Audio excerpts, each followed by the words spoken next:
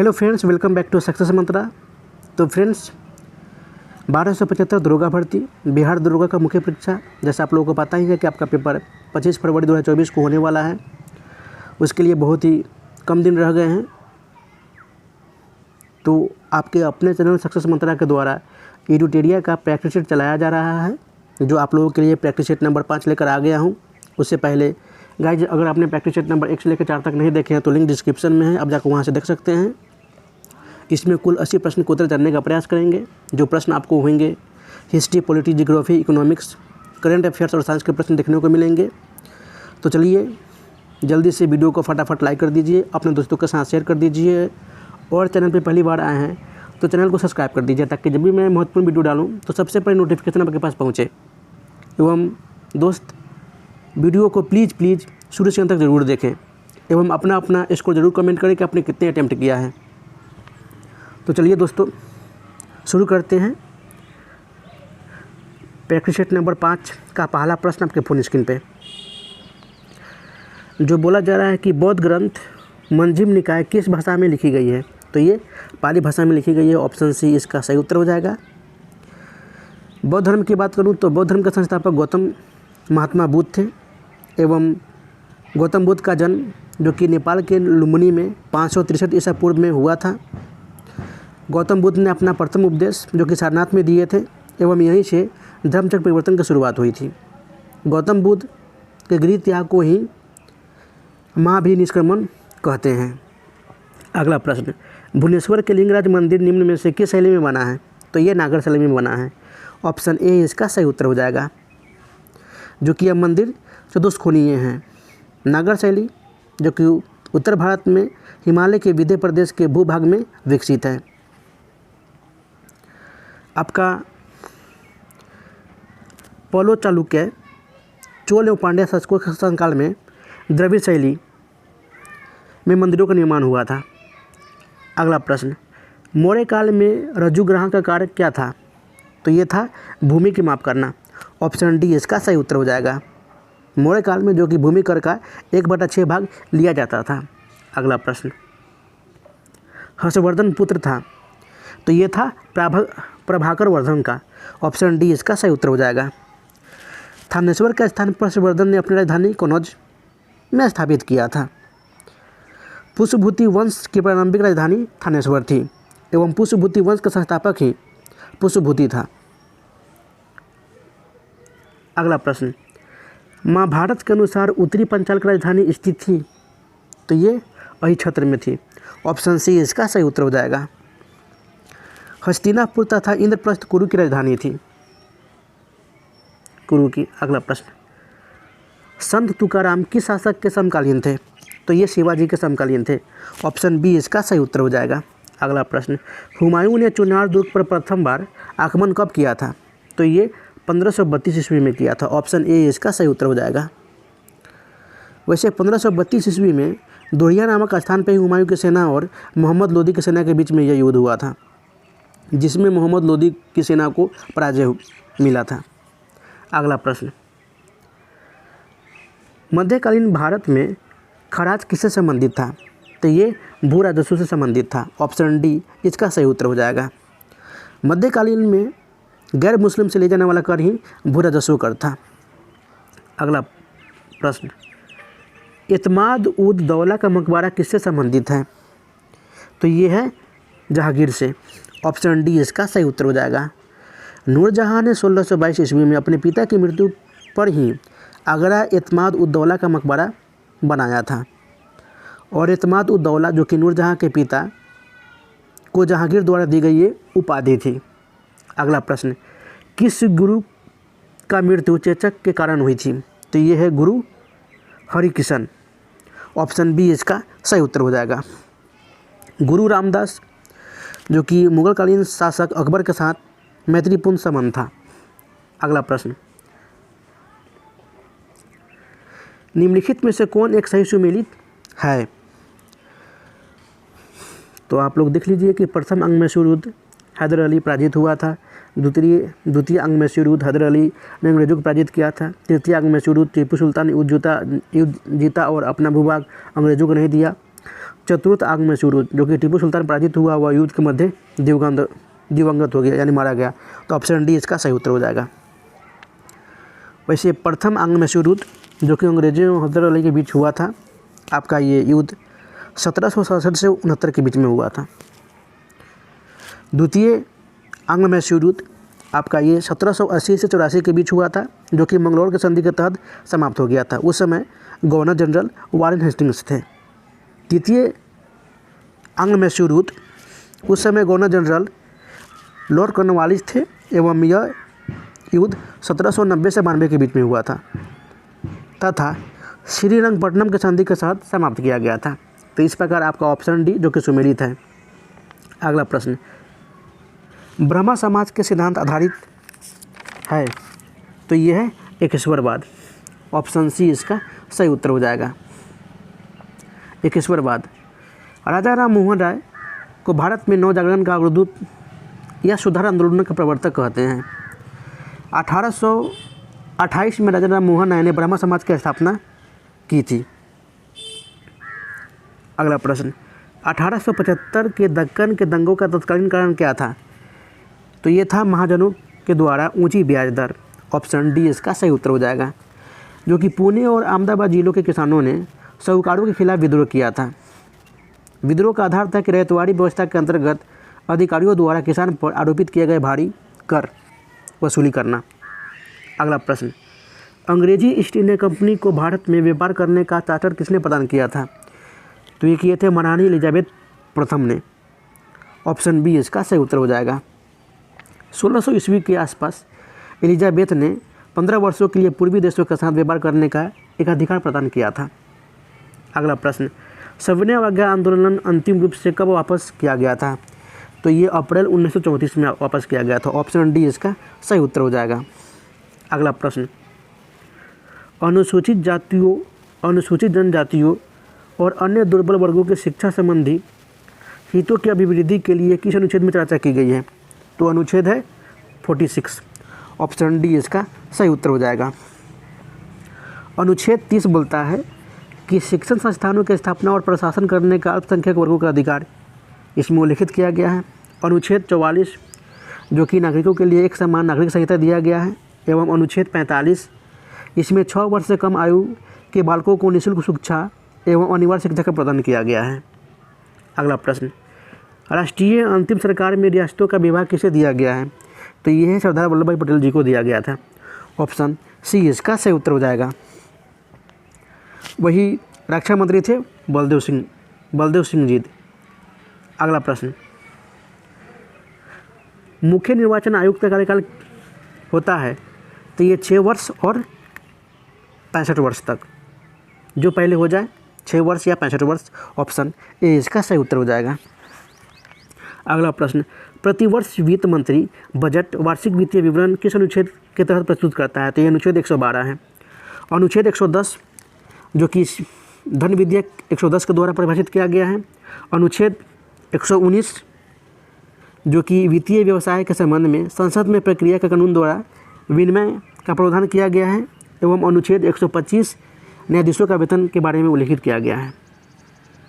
अगला प्रश्न, राज्यसभा के कितने सदस्य प्रति 2 वर्ष बाद मुक्त होते हैं? तो ये है 1/3 सदस्य। ऑप्शन सी इसका सही उत्तर हो जाएगा। राज्यसभा जो कि एक अस्थायी सदन है, इसे भंग नहीं किया जाता है इसको, एवं भारतीय संसद का वो सदन होता है। पूर्णकालिक अवधि के लिए निर्वाचित सदस्यों का कार्यकाल 6 वर्ष का होता है। राज्यसभा के प्रधान सभापति जो कि भारत के उपराष्ट्रपति होते हैं और वर्तमान में जगदीप धनखड़ हैं। अगला प्रश्न, क्रिप्स मिशन का उद्देश्य क्या था? तो इसका उद्देश्य था कि भारतीय नेताओं को विश्व युद्ध में अंग्रेजों का साथ देने के लिए राजी करना। ऑप्शन बी इसका सही उत्तर हो जाएगा। ब्रिटिश सरकार द्वितीय विश्व युद्ध के समय भारत का सहयोग चाहती थी, एवं उस समय सर स्टैफोर्ड क्रिप्स इस मिशन के अध्यक्ष थे। अगला प्रश्न, निम्नलिखित विवादों में से किसमें सर्वोच्च न्यायालय ने प्रस्तावना को भारतीय संविधान के मौलिक रचना का भाग स्वीकार किया था? तो ये है केशवानंद भारतीवाद संवाद। ऑप्शन डी इसका सही उत्तर हो जाएगा। जो कि केशवानंद भारती बनाम केरल राज्य के मामले में ही न्यायाधीशों द्वारा वाद विवादों के पश्चात प्रस्तावना को संविधान के अंग स्वीकार किया गया था। अगला प्रश्न, किस समिति के सिफारिश पर मूल कर्तव्यों को संविधान में जोड़ा गया था? तो वह स्वर्ण सिंह समिति की सिफारिश पर। ऑप्शन सी इसका सही उत्तर हो जाएगा, जो कि भाग 4 के क में निहित है एवं अनुच्छेद 51 के क में इस मूल कर्तव्यों को प्रावधान दिया गया है। सरदार स्वर्ण सिंह समिति के संस्तुति पे ही 42वें संविधान संशोधन 1976 द्वारा मूल कर्तव्यों को भारतीय संविधान में जोड़ा गया था। मूल संविधान में इसकी संख्या 10 थी, लेकिन वर्तमान में इसकी संख्या 11 हो गई है। अगला प्रश्न, भारतीय संविधान के किस अनुच्छेद के तहत सर्वोच्च न्यायालय भारतीय नागरिकों के मूल अधिकारों की सुरक्षा करता है? तो अनुच्छेद है 32। ऑप्शन डी इसका सही उत्तर हो जाएगा, जिसमें संवैधानिक उपचारों का अधिकार वर्णित किया गया है। अगर किसी व्यक्ति के मौलिक अधिकारों का उल्लंघन होता है तो इस अंतर्गत इस स्थिति में न्यायालय की शरण ले सकता है। इसलिए डॉक्टर अम्बेडकर जी ने संविधान का सबसे महत्वपूर्ण अनुच्छेद 32 को बताया था और कहा था कि इस अनुच्छेद के बिना संविधान अर्थहीन है और यह संविधान की आत्मा और हृदय है। तो इस प्रकार आपका ऑप्शन डी सही उत्तर हो जाएगा। अनुच्छेद 19 जो कि लोक नियोजन के विषय में अवसर की क्षमता प्रदान करता है। अनुच्छेद 19 के 1, राज्याधीन नागरिकों या पदों पर नियुक्ति के संबंध में सभी नागरिकों के लिए अवसर की समानता होगी, जो कि बताए हैं। अनुच्छेद 16 के 2 में केवल धर्म, लिंग, जाति, जन्मस्थान, जगह इनमें से किसी के आधार पर या किसी नागरिक के लिए राज्याधीन यानी वह उस व्यक्ति या उस नागरिक का उस राज्य का न हो, किसी नौकरी या पद के विषय में अपात्रता नहीं होगी और नहीं विभेद किया जाएगा। तो आपका अनुच्छेद 16 के 2 यही कहता है। अगला प्रश्न, स्वतंत्रता प्राप्ति के पश्चात पहला अविश्वास प्रस्ताव कब लाया गया था? तो ये 1963 में लाया गया था। ऑप्शन सी इसका सही उत्तर हो जाएगा। उस समय पहली बार जेबी कृपलानी ने संसद के मानसून सत्र के दौरान ही पंडित जवाहरलाल नेहरू के नेतृत्व वाली सरकार के खिलाफ अविश्वास प्रस्ताव लाया गया था। अगला प्रश्न, न्यूनतम समर्थन मूल्य के संबंध में कौन सा कथन सही नहीं है? तो इसका निर्धारण भारतीय खाद्य निगम द्वारा किया जा सकता है, यह कथन सही नहीं है। ऑप्शन बी इसका सही उत्तर हो जाएगा। 1966-67 में पहली बार भारत सरकार द्वारा न्यूनतम समर्थन मूल्य की घोषणा की गई थी। अगला प्रश्न, इस पे विचार करना है। तो बोला जा रहा है कि भुगतान बैंकों का खोला जाना, प्रधानमंत्री सुरक्षा बीमा योजना, मुद्रा ऋण योजना और अटल पेंशन योजना, तो भी सारे समावेशन प्रक्रिया का भाग है। ऑप्शन सी इसका सही उत्तर हो जाएगा। अगला प्रश्न, स्वतंत्रता प्राप्ति के पश्चात भारत द्वारा कौन सा आर्थिक मॉडल अपनाया गया था? तो यह है मिश्रित अर्थव्यवस्था। ऑप्शन बी इसका सही उत्तर हो जाएगा। अगला प्रश्न, बाजार में मुद्रास्फीति को नियंत्रित करने के लिए आरबीआई द्वारा क्या किया जाना चाहिए? तो ये है रेपो रेट बढ़ाएं और बैंक दर में वृद्धि करें। रेपो दर में भी कमी नहीं बढ़े, इसमें इजाफा होगा। तो इस प्रकार आपका ऑप्शन 1 और 3 सही उत्तर हो जाएगा। वैसे आरबीआई जो कि उसका नीति है सीआरआर एसएलआर रेपो दर बैंक दर को बढ़ाकर ही मुद्रास्फीति को नियंत्रित करता है, यह किया जा सकता है।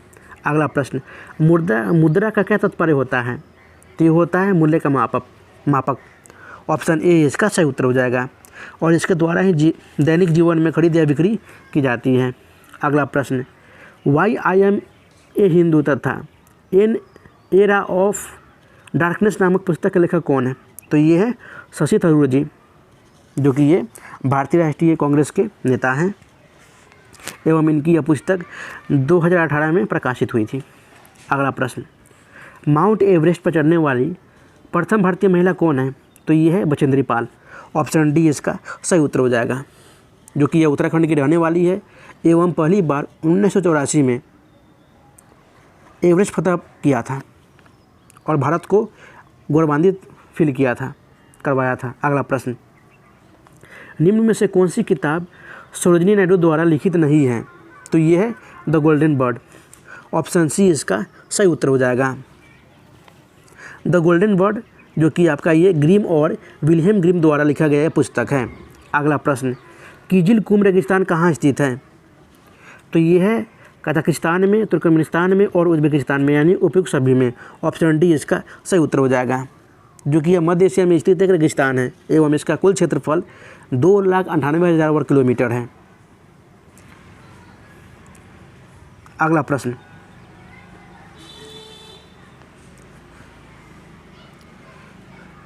Indian gate storage management and research institute, तो इस प्रकार आपका ये इसका मुख्यालय हापुड़ में हो जाएगा।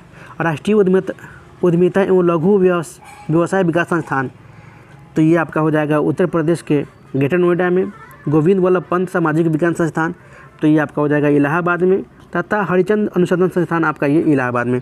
तो इस प्रकार आपका सही उत्तर हो जाएगा ऑप्शन ए 2314। अगला प्रश्न, बिहार में स्थित महाजनपदों के बारे में जानकारी मिलती है, तो ये मिलती है अंगुत्तर निकाय से। ऑप्शन ए इसका सही उत्तर हो जाएगा।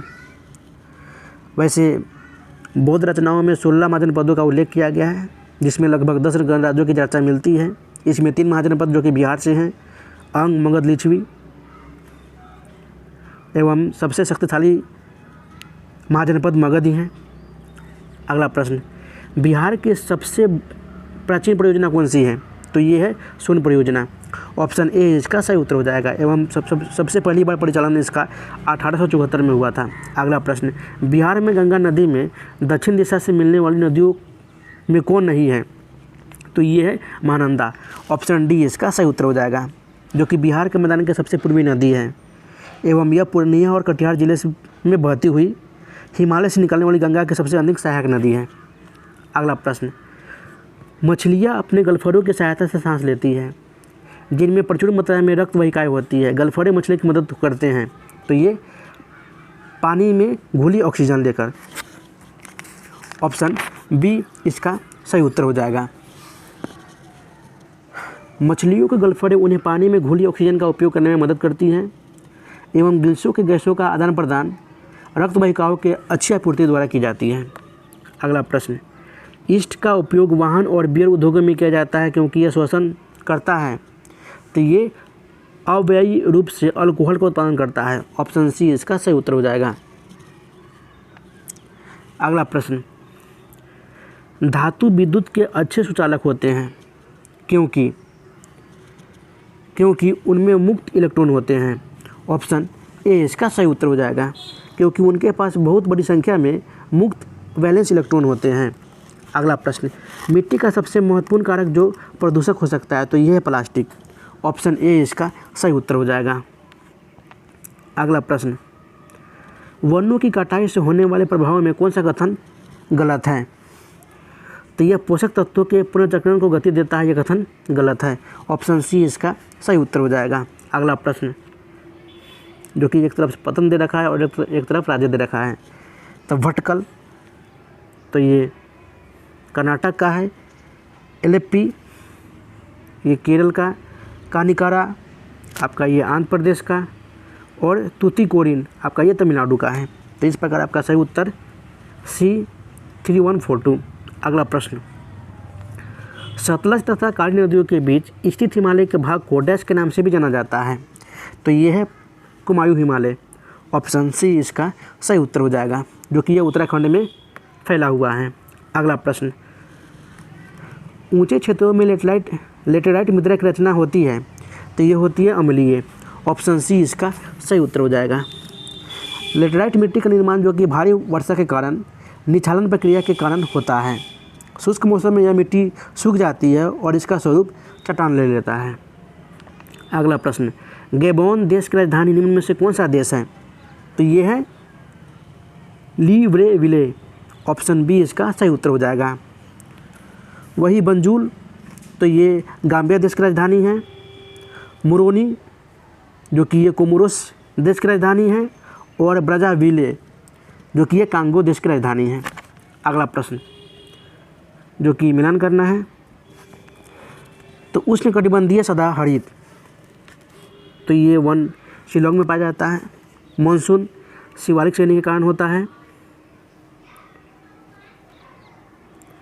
समशीतोष्ण नीलगिरी पहाड़ी और मैंग्रोव आपका ये मिलते हैं पश्चिम बंगाल में।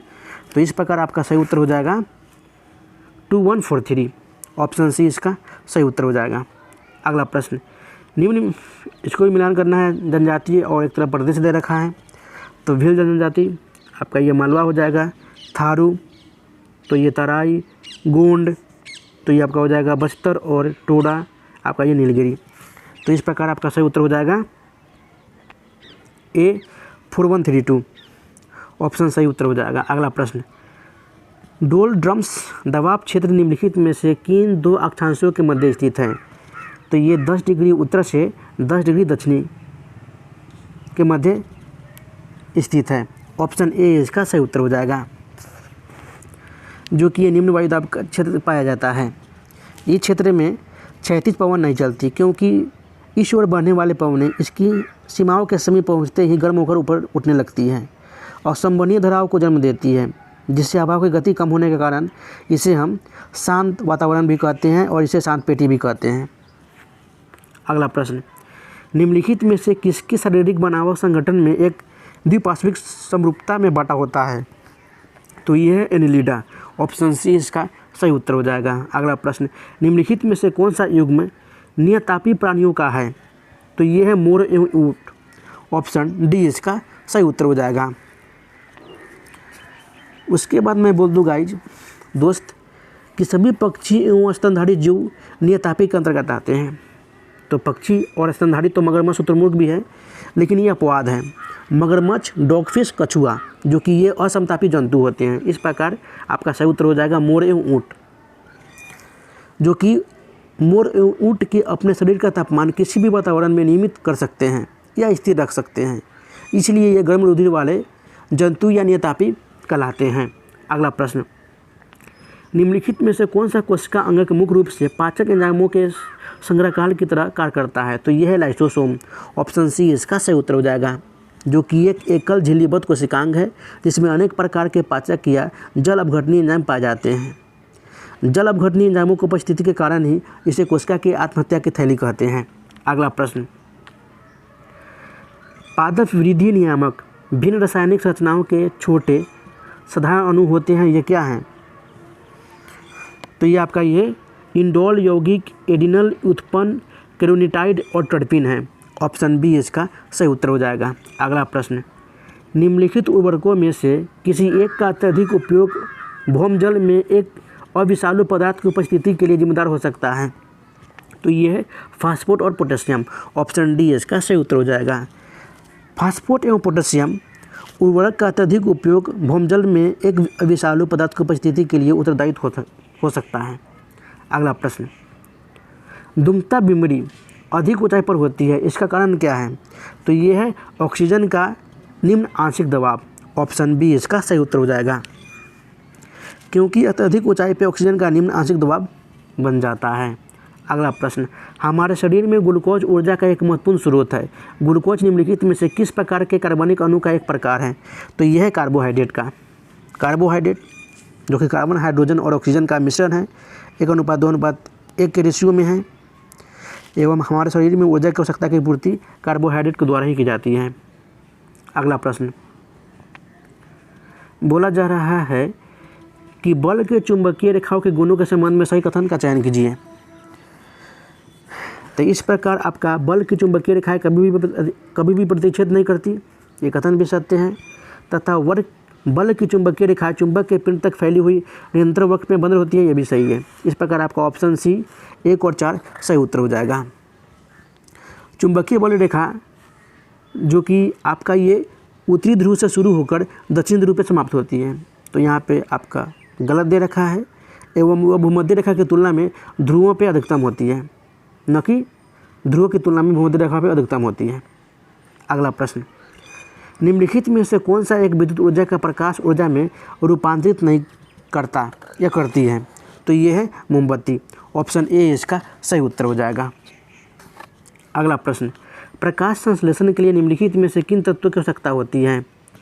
तो ये कार्बन डाइऑक्साइड, जल और सूर्य का प्रकाश। ऑप्शन बी इसका सही उत्तर हो जाएगा। अगला प्रश्न, निम्नलिखित कथनों में से कौन सा एक कथन ध्वनि का वेग के संबंध में सही है? तो ये कथन है ठोसों में अधिकतम और गैसों में न्यूनतम। ऑप्शन डी सही उत्तर हो जाएगा, क्योंकि ध्वनि का वेग माध्यम की प्रवृत्ति पर या प्रकृति पर निर्भर नहीं करता।